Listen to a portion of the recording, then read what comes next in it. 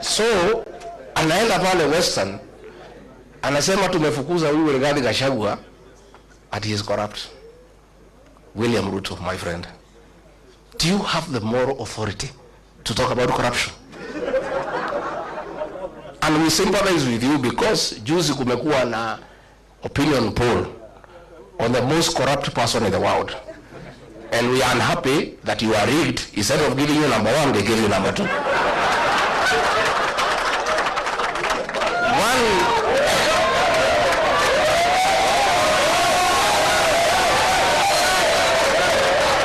Let me say,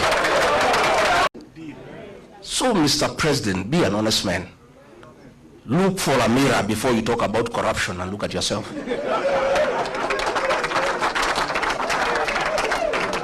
If you think the people of Kenya are very intelligent, Rigathi Gachagua has not been associated with any scandal in this country.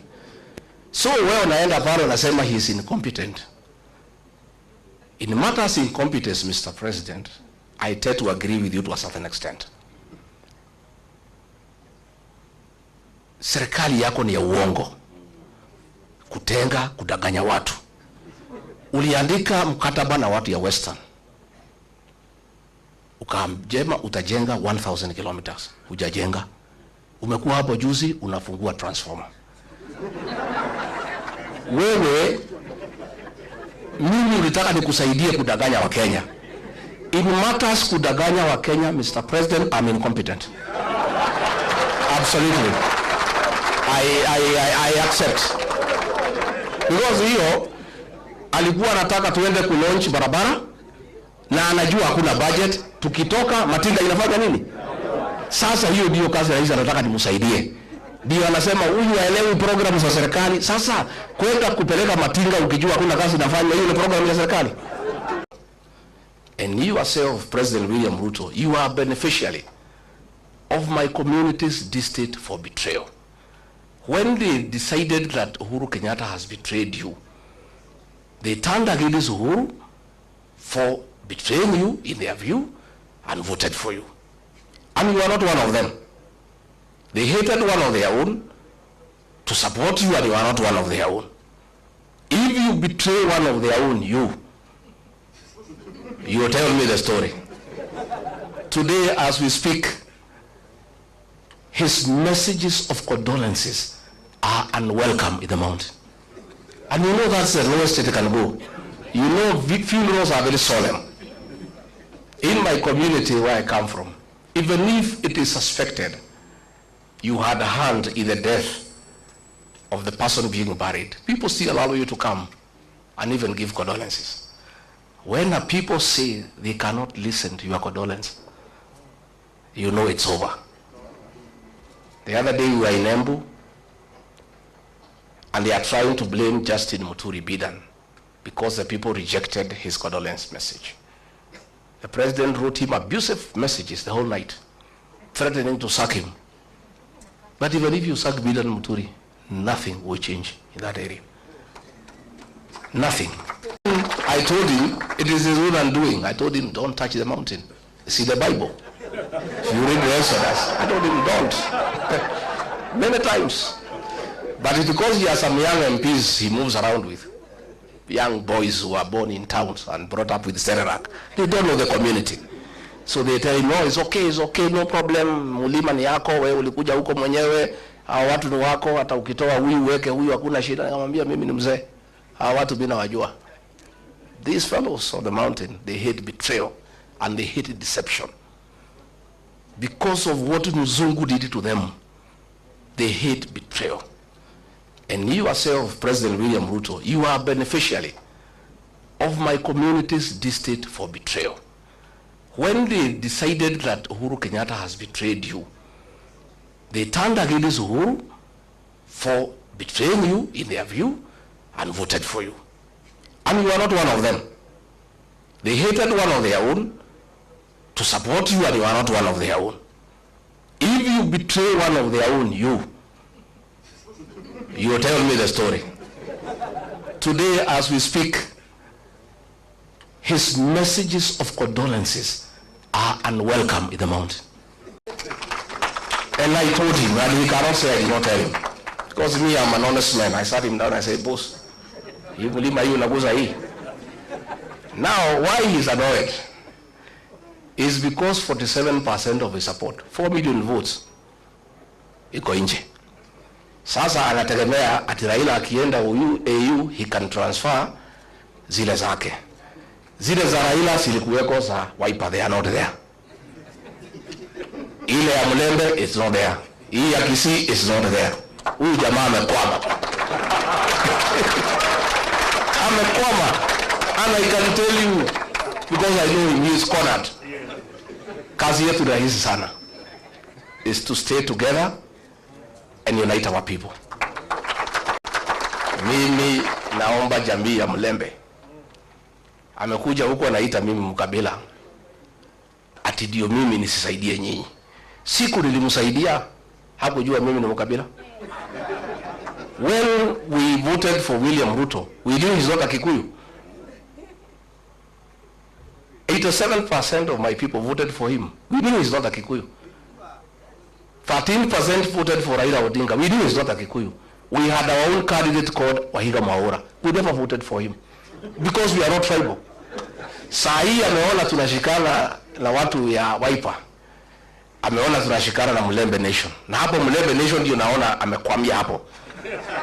I think it's his last hope. Sasa anakuja huko kusema ati mimi ni mkabila, ati ndio msinikaribishe tusifanye pamoja. President William Ruto, hear it from here, Chui House. The same way mlima ilisaidia wewe, it is possible tunaweza saidia hii watu ya Mlembe. It is the same way tunaweza saidia huyu Kalonzo.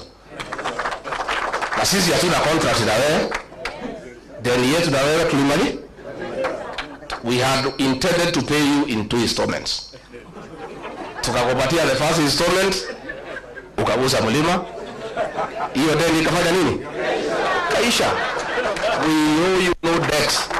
That housing, initially we believed in the president.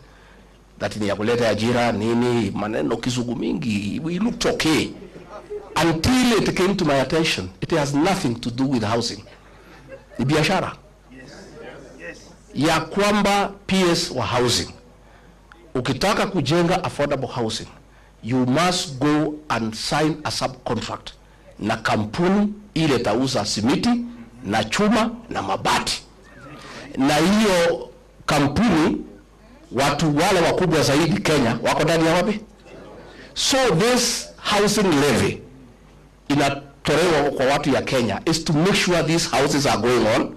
Ndio hao wauze simiti, wauze chuma, wauze mabati.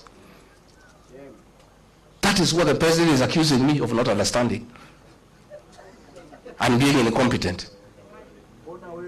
Sasa mimi nauliza, na mimi nataka niseme, I want to assure the people of Kenya, this team I see here, and when I listen to the people of Kenya, because I listen a lot, once a new government is sworn in, that housing levy will have to be abolished so that we restore the dignity of the payslip. The dignity of the payslip. Let me say, President William Ruto could not agree me to stay in government because I could not agree to corruption. The State House of Nairobi is the real center of corrupt activity. He was telling me to go and defend Adani. Tulikuwa na Eugene Wamalwa huyu mheshimiwa na Wanyonga kwa mazishi Kitale. Huyu Wanyonga akaamuka. Akalima serikali mambo ya Adani. Na mimi nakaa tu vale. I don't want to nod because I'm still in office. That Adani thing is the worst form of corruption in this country. So mimi nilipoamuka, I never responded. So one of the PAs ya mkubwa akanipigia simu. Mtu yuko huko mtu ya salary 6. Wewe ni deputy president ya sangapi? Maana ya deputy president, you speak last. Dio ile maneno yote iko baya serikali ukanu. Kwa nini huyo nyonga alilima serikali mambo ya ndani and you are not defending? Nikamwambia I cannot answer you. Tell your boss to call me. So president ananiambia, nimwambia mimi siwezi. That thing is corruption. I cannot defend it, Mr. President. I cannot. That is why he is saying I was not defending government programs. Sasa corruption, is it a government program? So wanasema ati I'm incompetent. Hii mtu hakuna kitu anaelewa. Sasa kama serikali ni wizi tupu, sasa what is there to defend? Walinipeleka Senate ati nimekataa watu watolewe Nairobi River. Walinishitaki nimekataa watu wafukuzwe Marigiti Market. Those are things I could not do. Ukiangalia hii maneno ya affordable housing, it is the worst fraud against the people of Kenya. And it's good today I tell the country. And those are things he was telling me to go to TV to defend. I told him I will not. Mimi pia nikichwa ngumu. And let us not approach this election with a predetermined mindset. That lazima ikuwe ni mimi ama ni mimi. Wacha tuseme tuko na kibarua ya kungoa hii jamaa. That is the first objective. Let us consolidate our votes, consolidate. Uzuri, payslip holders are 3 million.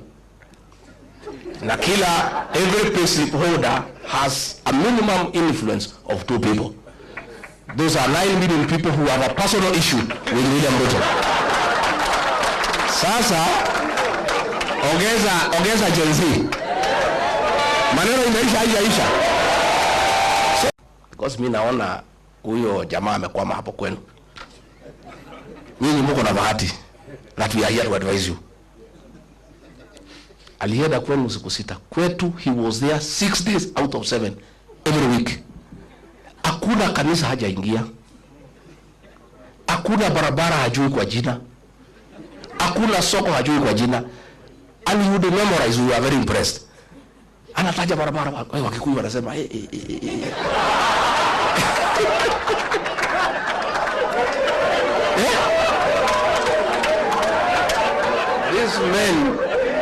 These men called a community that has pride, a community that's hardworking, that is rich. Watu wamesoma. He called all of us, our bishops, our reverends, our pastors. Hata huyu Waititu na mimi Riggy G. He called all of us. Alikuwa anakuja Mwathani Agocwo. Sasa amekuja kwenu Musangalire. Mlima. That is the same script. Nyinyi mkikubali mtalia vile watu ya mlima wanalia. All this.